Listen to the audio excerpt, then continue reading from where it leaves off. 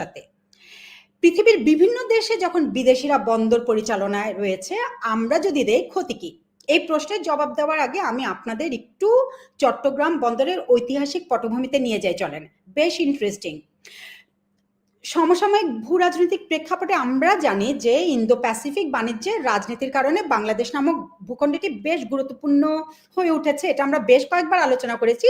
সে 71 সাল থেকে এখানকার সন্দ্বীপ, কক্সবাজার, সেন্ট মার্টিন, চট্টগ্রাম বন্দর সবকিছুর উপরেই কিন্তু বিদেশি শক্তিদের একটা নজর রয়েছে, লোভ রয়েছে, ঘাঁটি তৈরি করতে তৎপর রয়েছে। কিন্তু এই চট্টগ্রামের গুরুত্ব কিন্তু হঠাৎ করে হয়নি।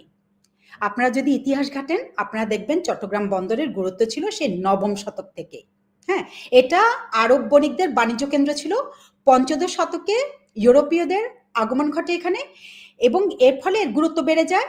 এবং পর্তুগিজরা 15 সালগুলো খেয়াল করবেন, 1517 সালে এবং 1527 সালে দুইবার চট্টগ্রাম বন্দর তারা দখল করার চেষ্টা করে, তারা ব্যর্থ হয়।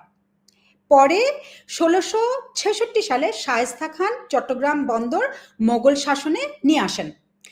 ইস্ট ইন্ডিয়া কোম্পানি 1685 ও 1689 সালে দুইবার চট্টগ্রাম বন্দর দখল করার চেষ্টা চালায়, ব্যর্থ হয়, এবং ব্যর্থ হয়ে তারা রাগ করে কলকাতায় একটা জনমানবহীন জায়গায় তাদের ঘাঁটি স্থাপন করে, যা পরবর্তীতে তাদের ঔপনিবেশিক সাম্রাজ্যের কেন্দ্রে পরিণত হয়। সুতরাং চট্টগ্রামের উপর সাম্রাজ্যবাদীদের লোভ ঐতিহাসিকভাবে প্রমাণিত সত্য। এই ছোট ইতিহাসটা আমি আপনাদের এই কারণে জানালাম যে চট্টগ্রামের উপর পশ্চিমাদের নজর বহুদিন থেকে, এখানে তারা ঢোকার চেষ্টা করবেই। এখানে আমি কেবল সেটাকে আমার ভূ রাজনৈতিক জায়গাটাকে আমি কিভাবে হ্যান্ডেল করব এবং কিভাবে হ্যান্ডেল করলে সেটা আমার জন্য সুফল আনবে নাকি কুফলতা আনবে, সেটা আমার উপর নির্ভর করবে। আমি শেখ হাসিনার একটা উক্তি বলছিলাম, আপনারা অনেকেই বুঝতে পারছেন মনে হয়, তাই না?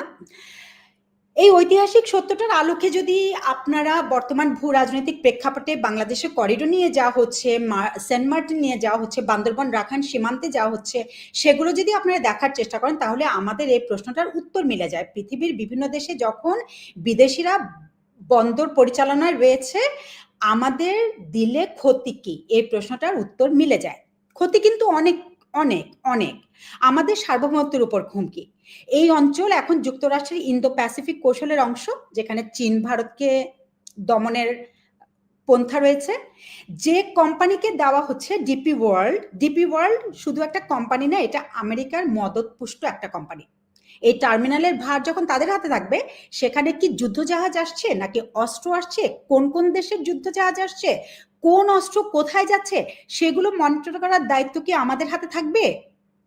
এই বন্দরকে মার্কিন মিলিটারি কি নেভাল বেস হিসেবে ব্যবহার করতে পারে? শেখ হাসিনা কিন্তু এই কথাগুলোই বহু বছর ধরে বলে যাচ্ছেন। একটু ইস্ট ইন্ডিয়া কোম্পানির কথা আপনাদের স্মরণ করিয়ে দেই, একটু ব্রিটিশ ঔপনিবেশিকতার কথা স্মরণ করিয়ে দেই। মনে আছে কিভাবে তারা আস্তে আস্তে এই উপমহাদেশে ঢুকেছিল? তারপর সেই সমৃদ্ধশালী ভূখণ্ডটির কি হয়েছিল? বর্তমানে বাংলাদেশের সার্বভৌমত্বকে ঘিরে যা হচ্ছে, সেটার সাথে কি সেই সময়টার কোনো মিল খুঁজে পান?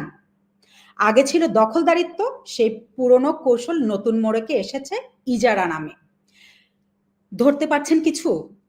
ব্রিটিশ কলোনির জায়গায় কি ইউএস কলোনি হতে যাচ্ছে?